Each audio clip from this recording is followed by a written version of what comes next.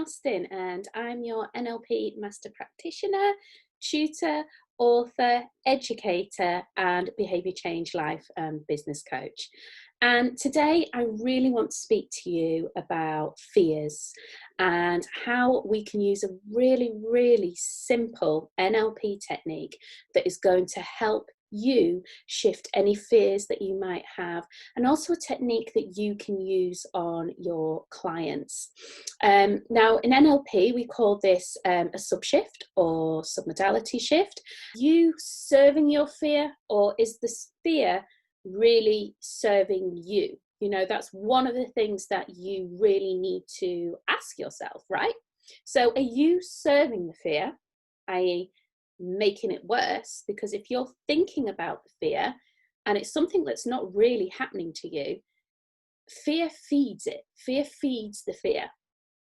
Okay? Or is fear serving you?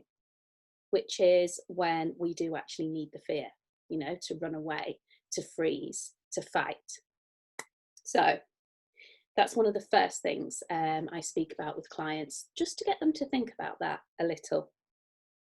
So the next thing would be to speak to the client about how do you experience the fear? How is it representing to you on the inside? So I'll go through some breathing techniques with them, and I will get them to associate themselves with the fear itself. And to do this, you can talk about what triggers the fear, thinking of the fear, see the fear, put yourselves in that situation with the fear. How do you know that you're experiencing the fear, for example? What feelings are coming up for you? And again, how the fear is represented to you. So some examples of this could be, you could have a fear of board meetings with your boss. You could have a fear of dogs. You could have a fear of spiders, for example, or maybe you're fearful of public speaking. So really think about a time and a place where you've experienced this fear, and really get inside yourself and notice where these feelings are. Notice what triggers you and really think of the fear. So we want you to associate yourself now with this fear. Now, by associating yourself, what I'd want you to do is create a movie in your mind, and make it colourful, make it rich in colours if you want to, or you can make it black and white, it's up to you. It could be a clear movie, but just really associate yourself with that and experience what you can experience, and notice where this image is. You know, the movement of this image that you're trying to create right now. You'll be amazed on how many clients will say, but I'm not very visual. Everybody has some kind of visual representation. So you really can use this for auditory people, kinesthetic people, and of course, visual people. Okay, because we're going to work with the sounds, and we're going to work with what they see, and we're going to work with the feelings on the inside. So as your client is thinking of this movie, ask them where they see that movie now. Is it towards them? Is it away from them? Is it on the other side of them? Is it down there? What are the edges like on this movie? Are they smooth? Are they round? Are they jagged edges? And what can they hear? What are the the sounds that they can hear during this experience? And is the image moving? Is it still? Is it fast? Is it slow? And again, with people who are very auditory, you're going to talk to them in their language and sound. So is it high-pitched volume? What does it sound like to you? And other things you can ask is, does it have a beat or a rhythm, this experience that you're feeling right now? And then you're going to go into the feelings and the location. So once they've visualized this movie, this picture of them, whether it's moving or still or colored or 3D, you know, really get them to experience this fear, this moment where it makes them feel the fear. So the next thing you're going to do is to get them to go inside that feeling and really notice where that feeling is in their body. Because for some people, it could be located in the stomach, the tummy, the solar plexus, it could be located in the throat. And then talk to them about this feeling. Is it a heavy feeling? You know, is it heavy or is it a light feeling? Is it a movement in their body? Ask them those series of questions. Does it feel hot? Does it feel cold? Does it have a texture? And again, that movement of that feeling. Because most feelings, they move up the body, up and out. So really talk through that with your client and really get them to get inside themselves and feel what they can feel. And just go through that with your submodalities. Now, once your client has done that, and if they are, one really good tip is if they are really struggling with this, say to them, if you were to teach me how to feel your fear, how would you explain that to me? What would that look like to you? What would that feel like?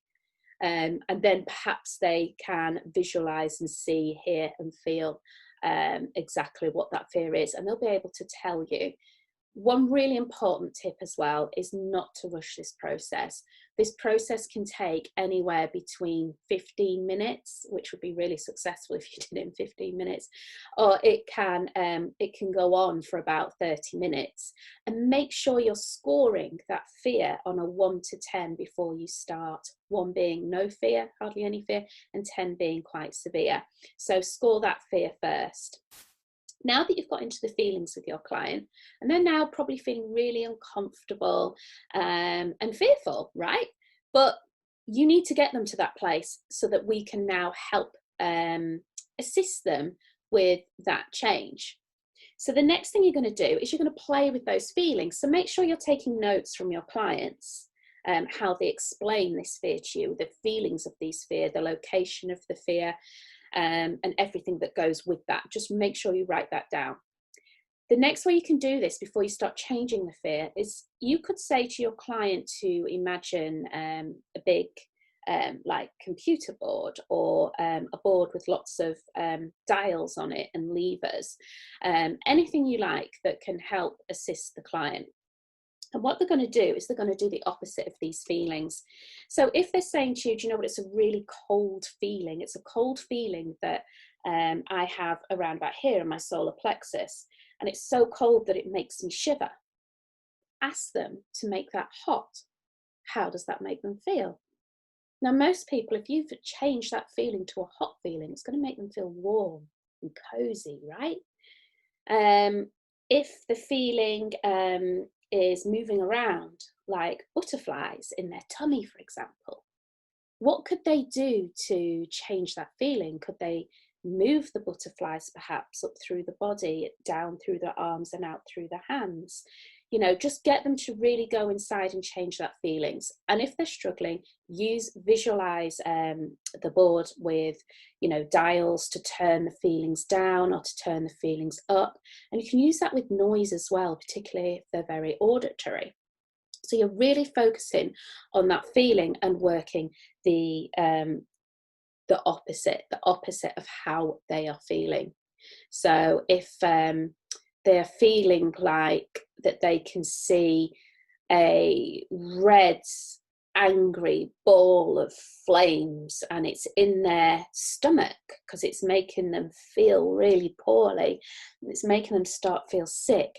Again, you can change that movement. You can ask your client to change that movement, to bring the movement up perhaps, or how does that movement represent them on the inside? Is it a colour? Is it an icky grey colour, an icky green colour? Whatever that is, and get them to change the colour. So you'll have made notes when they describe to you what they are feeling at the time and how they are associating themselves on the inside, okay? So we use the opposite, and we'll keep on using that until they start to feel better. Some of the questions that you can ask are things like, does the fear, stop me now? Do I feel better? Is the fear now controlling me? You know, ask them to ask themselves that, because if it is still controlling them and they don't feel any better, then they need to go back on the inside and make some more changes. Once they've done that and they start to feel that they've made these shifts, because this is what we're doing, we're shifting this, we're changing the way that they feel, the way that they associate themselves with this old pattern of behavior. So we're changing the pattern. Then we're going to test this now. So it's all very well them saying, oh, I feel warm now, I feel a lot safer, I can see pretty colours, there's hardly any movement now. That's great, but we need to test that and we need to check that in the future. So what I would do now is I would ask them to bring an image again, a movie, but this time, instead of associating themselves, to get them to experience, to feel, to see, we want them to disassociate themselves. So we're going to bring this image back up of at a time in the future where they would have experienced the fear previously, using all of their new tools and techniques and behaviours that they have changed in some time in the future. And they're going to watch themselves. So they're going to disassociate and they're going to watch themselves on screen playing out the scenario that would normally bring on this fear. And when you do this, this is what's mega, mega, mega important, that you need to ask themselves to, when they've disassociated themselves from the movie, to think of themselves as how ideal they would like their life to look, how they would like their life to feel to them during that experience, and not just totally relate to that experience. Let's be more general. Let's use meta model generalize. Let's be more general in that approach. So how they would like their life to feel to them, how they would like to be in the future. So get them to really look at that and the way that they are now changing and the way that they're going to do things in the future with their new feelings and their new behaviors. Now, once they've done that, again, I would like you to check with them that how they're feeling. Is that fear stopping them in any way at all? And is it still controlling their life? By this point, because they've now disassociated themselves and they're watching themselves on a movie, playing out their ideal life, their perfect life, how they want to be with these new feelings, these new behaviors, the answer should be that they feel okay, they feel relieved, they feel like a weight has almost been taken off them. Again, score this now. Make sure that if it's an 8, it's gone right down to a 3 or a 2, or ideally a 1 or a 0. If it hasn't moved, you need them to go again back inside themselves and associate with the fear. So we always start with associating with the fear, feeling the fear, so that we can then help them change, facilitate that change. We can't do the work for them, which is why this process can take quite some time, because they really need to get inside themselves and feel what they can feel, see what they can see, hear what they can hear. This is a really, really good and powerful technique that brings instant and long life change. When working with submodalities, I always recommend that the client puts this into use straight away. So even though we've future paced them in a few days' time, or maybe you've done it in a few months' time, keep it short, always keep it short, and say to your client, okay, get yourself back into that situation again. So if it's a fear of dogs, get them to the park, because they should have visualized that self, that perfect life, that way that they want to be, the way that they want to behave. You know, they've all got the tools and techniques inside of them. Those shifts will have happened. So get them to experience it as soon as possible. I hope this has been really helpful. It is a technique that I tend to use at the start of a program to really get a grip on that and to change it.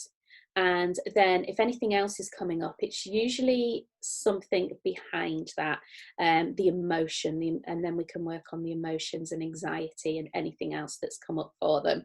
But if someone comes to you for a fear, deal with the fear first. If it's a really traumatic fear, and we're talking about PTSD, we're talking about something that they really do not want to associate themselves with, because this is an association technique and then a disassociation technique, then I would definitely go into the 5-minute phobia cure. That's a different technique and one that I will do a video on as well. So I hope you've enjoyed this. I hope that it makes sense to you. Give this technique a go and give me some feedback. I'd love some feedback, and I'll also print this technique out. I'll put some details down so you have access to a PDF so you can give it a try, and let me know how you get on. I mean, the beauty of NLP is you make it your own, and you will change things and do things that might work for you better. So thank you for listening, and take care, and I'll be back soon. Bye.